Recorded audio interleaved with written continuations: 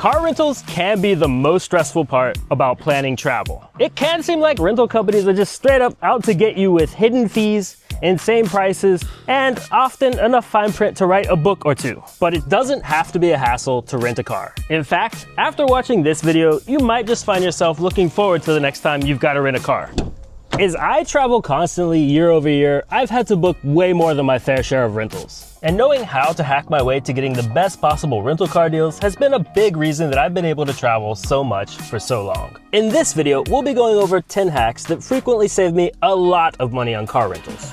So buckle up, smash that like button, and let's navigate down the road to massive savings. Oh, and do keep in mind that a lot of these hacks can be combined for even bigger discounts. By combining hacks number 2, 7, and 8, I got this rental car that I'm sitting in right here, right now for 80% less. So join me as I drive around this beautiful island and let's dive into these essential rental car hacks. But let's take a little ride to find a slightly prettier place to talk about all this first.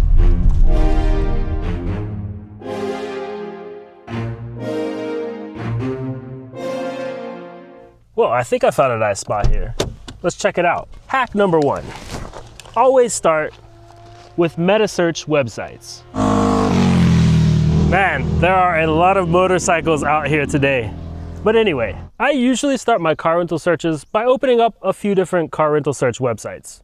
I like to start with Kayak and autorentals.com. These are both aggregator or meta search websites that pull up prices from a number of different companies. By starting my search on Kayak and autorentals.com, I usually find I'm able to get a good enough idea of what prices are like without having to open up more than 2 searches. And you will usually find that even just these 2 websites have slightly different deals available. To not miss any great deals right off the bat though, I always recommend starting your search with at least 2 websites. To take a quick example, let's say you need a rental car picking up and dropping off at Toronto Airport for 3 days. Just doing this quick search reveals that autorentals.com has the cheapest price available out of the 2 websites for $5 less than what you'd find on Kayak. So saving $5 is always welcome, and if it only took 30 seconds to get there, then even better. But often the savings are much more drastic. Always starting your car rental search with this simple process is a great way to open yourself up to many more booking options. Hack number 2. Time your pickup and drop-off times smartly. Say you're picking your rental up from the airport and you land at 3 p.m., but you'll need to return your car at 5 p.m. a few days later. Many companies will charge you for a whole extra day. Most car rental companies rent in 24-hour periods. So if you decide to pick up at 4 p.m. and drop off a few days later at 4 p.m., that extra day charge disappears completely. You're probably entitled to some leniency time too, so double check that in your contract. You might actually be allowed to return your car at 4:30 or 5 p.m. without extra charges, even if you picked up your rental at 4. Also, never book your rental pickup for the exact time your flight arrives. I always leave at least 1 hour between the time that I land and the time that I pick up my rental car. Sometimes 2 if it's an international flight. Just the process of deplaning and then exiting the airport usually already takes quite a while. But if you add a shuttle to a rental car center or have to go through immigration, then it's probably going to even take longer. Even in cases where I've somehow showed up to the rental car counter a little bit early, I've literally never had to wait until my exact pickup time. But there are like more and more motorcycles making their way over here as it gets a little bit later in the day. So I think let's head up a little bit higher to a place that's just a little bit more quaint.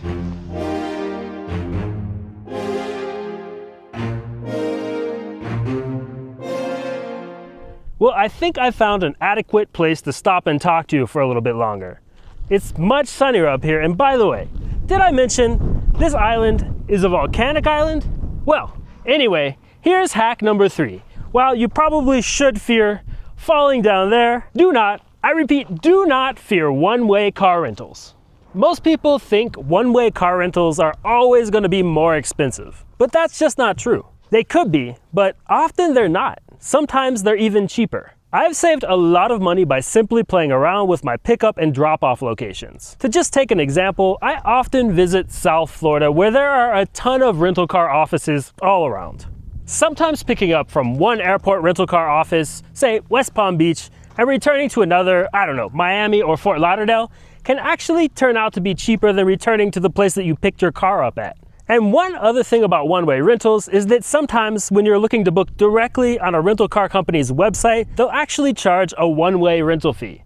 But then if you go to a website like Kayak or autorentals.com, there will be no one-way fee. Hypothetically, this hack is most likely to work when the car rental office that you're picking up from has more returns than they do pickups. This is simply because companies need to move cars around, and your mileage may vary here, but it's always worth looking at one-way rental prices. Hack number 4, change your country digitally.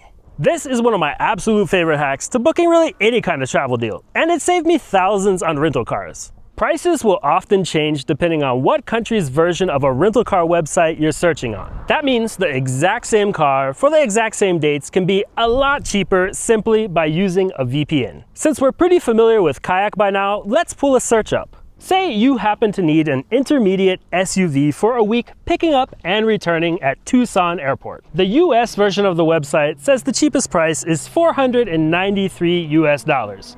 But you can get it a whole lot cheaper. And that is where today's sponsor comes in, Surfshark VPN. Using Surfshark VPN, you can digitally change your location and search from another country's website. So let's try out our week-long rental in Tucson, Arizona on the German version of Kayak. It turns out that instead of paying $493 US, you can get the exact same rental from budget for just 219 euros. That's about $248 US. That's right around 50% off for something that took you a few seconds to do.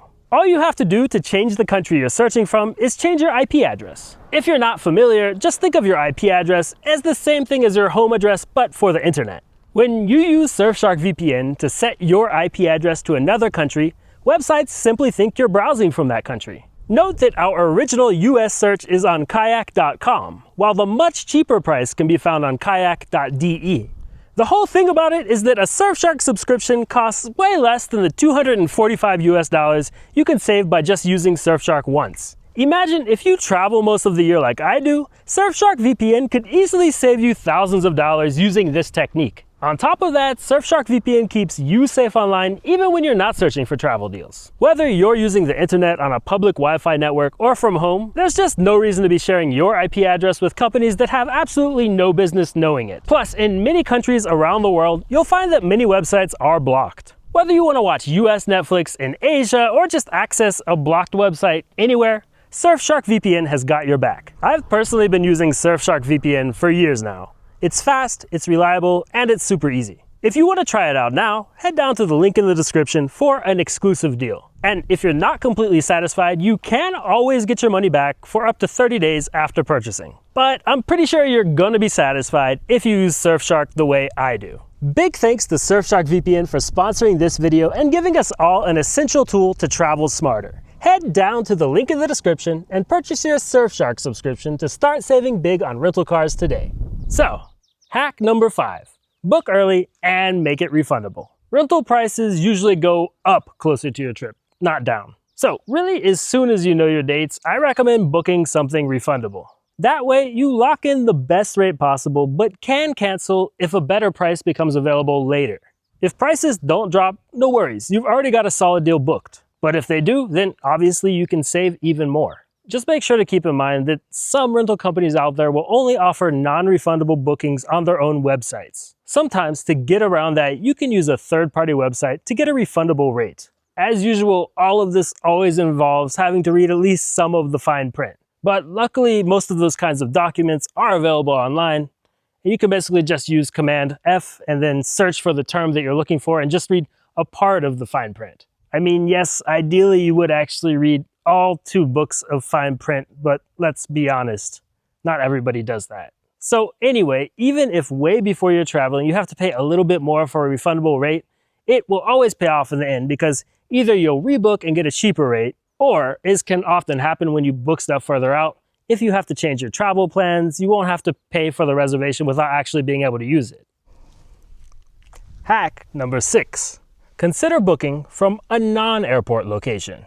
Now, I'll be straightforward. This hack isn't always convenient, and it isn't always cheaper. But I have saved a few $100s a few times using this one, and it's always worth checking anytime you need to book a rental car. Airport rentals can often come with extra fees. Let's say you're going to Las Vegas for 1 week in June. At the airport, Hertz is charging $409 US for the cheapest available week-long rental. But if you take a taxi, Uber, or bus across town to a local office, you can get a Hertz rental for $158 US. Even if the ride across town were to cost like 30 or 40 bucks, that's still over $200 US in savings. Just make sure the off-airport locations hours work for you. Often they will have shorter operating hours than airport branches.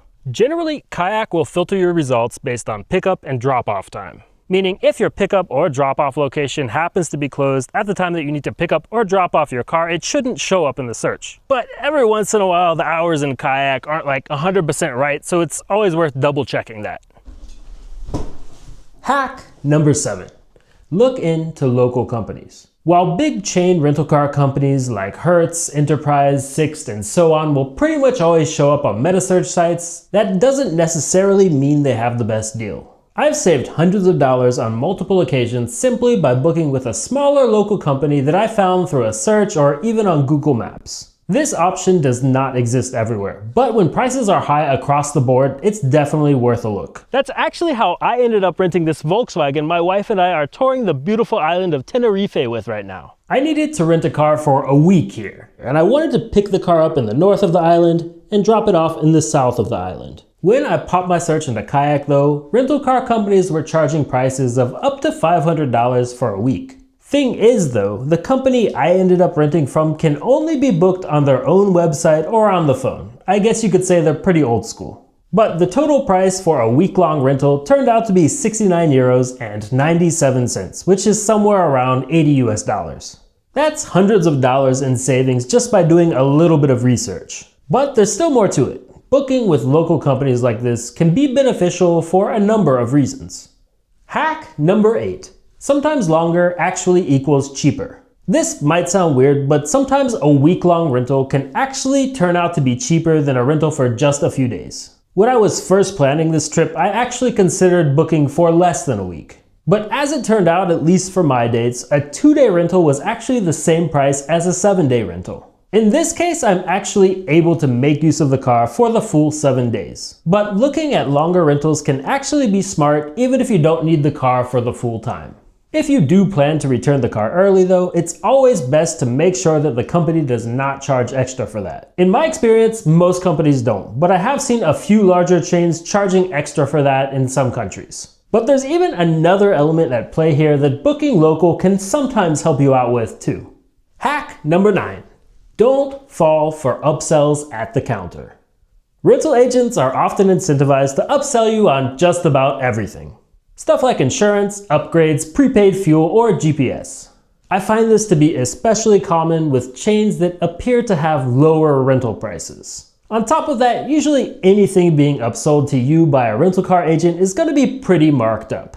Of course, it's up to you to research and decide, but most often I personally find that I don't really need any of it in the first place. And I can't tell you how many times I've turned down an upgrade only to be handed the upgraded car anyway because they ran out of whatever model I booked. Be polite, but firm. Always know what you booked and know what your insurance covers. By the way, many travel credit cards all around the world come with rental car insurance included. Generally, you'll have to decline insurance from the rental company, but really, when it comes to insurance, you've got to read the fine print. I also find that a lot of those cards that offer insurance don't make a point of advertising it, so you might actually have rental car insurance without even realizing it. But regardless of that, the biggest point here with this hack is that more often than not, when I end up booking with a local company, there's really no upselling at the counter at all. When I picked up my rental car here at Tenerife North Airport a few days ago, it was really as simple as showing up, signing the contract, and driving the car off the lot. No one tried to convince me for whatever reasons that I needed an extra type of insurance, an upgrade, or anything else I had no interest in. Hack number 10. Document everything. So by now you've got a lot of tools to help you find better rental car deals. But this is one more thing that is an absolute must no matter what rental car deal you book. Always, I repeat, always take a timestamp video of your rental car before driving it and after returning it. I'm talking exterior, interior, mileage, gas tank, everything. Some companies will mark off scratches digitally or on a sheet of paper or even take their own timestamped video. Even if hypothetically the rental company were to do all three of those, you always want to have your own personal documentation to demonstrate the state of the car before your rental and after your rental. Car rental companies seem to love to randomly hit their customers with fees months after their rental. For whatever reasons, that can often mean fees for damage that you didn't cause. After renting dozens, well, probably hundreds of cars myself, I've only had to deal with that kind of thing a handful of times. But I can tell you that each of those times, having my own documentation was key. It's simply the best way to protect yourself from false damage claims or other fees that you just shouldn't have to pay for. So there you go. 10 proven hacks that can save you serious cash on car rentals. If you found this video helpful, make sure to give it a like and subscribe to my channel for a ton more travel insight and travel inspiration. If you happen to have a rental car hack I didn't mention, make sure to drop it in the comments below. But as for this one, thank you so much for watching, and as usual, happy hacking.